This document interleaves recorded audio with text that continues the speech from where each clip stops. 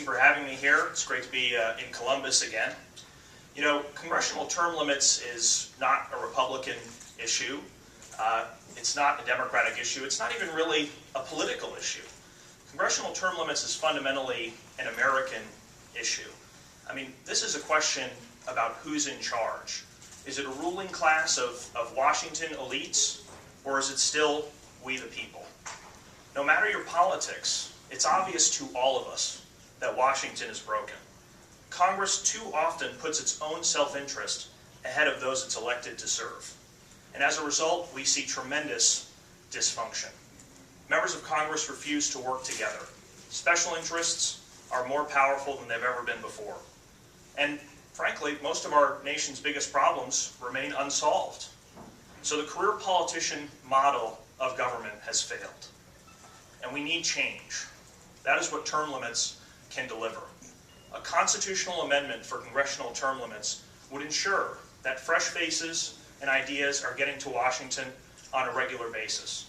It would end the failed system of career politicians and force members of Congress to go home and actually live under the laws that they've made.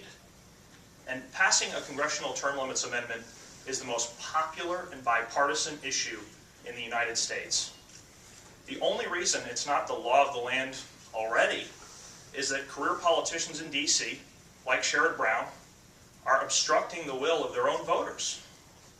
That's why we're honored that Josh is here to sign the U.S. Term Limits Pledge. And you know, what's happening here today, if you really think about it, it ought to be an unremarkable thing.